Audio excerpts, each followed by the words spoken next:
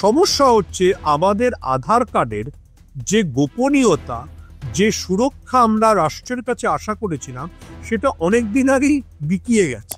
ভারতের সরকার এলন মাস্কের সঙ্গে একটা স্টারলিংক বলে কোম্পানির সঙ্গে একটা ডেটা সাইন করলো, যে যেখানে তারা সমস্ত আমাদের যারা প্রেজেন্ট, আমি নাম করতে চাই না, তারা সে সমস্ত প্রেজেন্ট কোম্পানির সঙ্গে তারা মোবাইল বা ইন্টারনেট পরিষেবা দেওয়ার ক্ষেত্রে গুরুত্বপূর্ণ ব্যবহার করে। এটা কি তুমি তোমার রাষ্ট্রকে বা কোনো অধিকার দিয়েছো যে এলন মাস্কের হাতে এই তথ্যটা তুলে দেওয়া? এবারে গোটা পরিষদটায় যখন ভারতবর্ষে এসআইআর দিয়ে বিতর্ক হচ্ছে, তখন তুমি ভারতবর্ষের ডেটা কতটা সুরক্ষিত আছে তুমি নিশ্চিন্ত হবে কি করে? ধর্মীয়গতভাবে যে সংখ্যালঘু সম্প্রদায়, জাতিগত যে সংখ্যালঘু সম্প্রদায়, এই এসআইআর এর মাধ্যমে তাদের কতটা ঝুঁকি, যেটা নিয়ে বারবারই আমরা দেখছি মমতা বন্দ্যোপাধ্যায় তিনি সরব হচ্ছেন, গলা ফাটাচ্ছেন। এবং তার সাথে আরো একটা প্রশ্ন, যেভাবে তথ্য সংগ্রহ করা হচ্ছে সেটা আদৌ কতটা নিরাপত্তার? কারণ এখানে যে থার্ড পার্টি তারা যেভাবে তথ্য সংগ্রহ করছেন, যদি কোনোভাবে ডেটাবেস হ্যাক হয় বা লিক হয়, সেক্ষেত্রে রাজনৈতিক ফলাফলই বা কি হতে পারে, বা কতটা সুদূরপ্রসারী এর ফল? তুমি যে তথ্যের অধিকার বা ডেটাবেসের গোপনীয়তায় যাচ্ছ, তার আগে তোমাকে একটা জিনিস মনে করিয়ে দেখো, এই সবকিছুই কিন্তু ঘটছে দুটো জিনিসের আগে।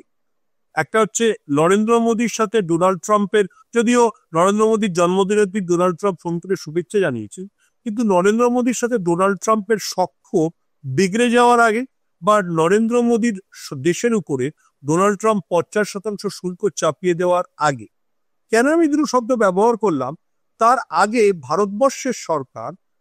ভারতের সরকার এলন মাস্কের সঙ্গে একটা স্টারলিংক বলে কোম্পানির সঙ্গে একটা ডেটা সাইন করলো, যে যেখানে তারা সমস্ত আমাদের যারা প্রেজেন্ট, আমি নাম করতে চাই না, তারা সে সমস্ত প্রেজেন্ট কোম্পানির সঙ্গে তারা মোবাইল বা ইন্টারনেট পরিষেবা দেওয়ার ক্ষেত্রে গুরুত্বপূর্ণ ব্যবহার করে।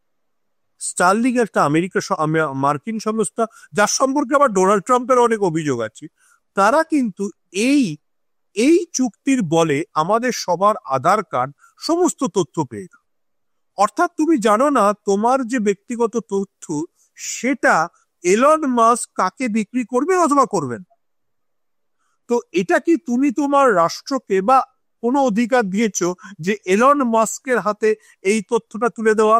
কারণ এটা পেলে হতে পারে এলন মাস্ক তোমাকে একটা স্পেস এক্স এর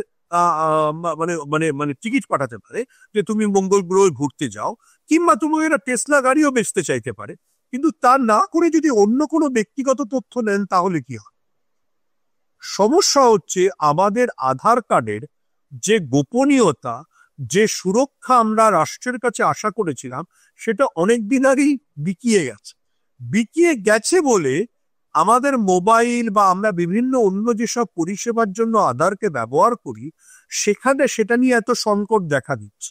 এবারে গোটা পরিষদটায় যখন ভারতবর্ষে এসআইআর দিয়ে বিতর্ক হচ্ছে, এবং তারপরে যখন আমেরিকার সঙ্গে আমাদের আকচি শুরু হয়ে যাচ্ছে, যখন ডোনাল্ড ট্রাম্পের সঙ্গে নরেন্দ্র মোদী যুযুধান পরিস্থিতি, সেটা ডোনাল্ড ট্রাম্প নোবেল চেয়েছিলেন বলে না অন্য কোনো কারণে, আমি সে বিতর্কে যাচ্ছি, তখন তুমি ভারতবর্ষের ডেটা কতটা সুরক্ষিত আছে তুমি নিশ্চিন্ত হবে কি করে? স্টারলিংকের সঙ্গে তো ইতিমধ্যেই সই হয়ে গেছে।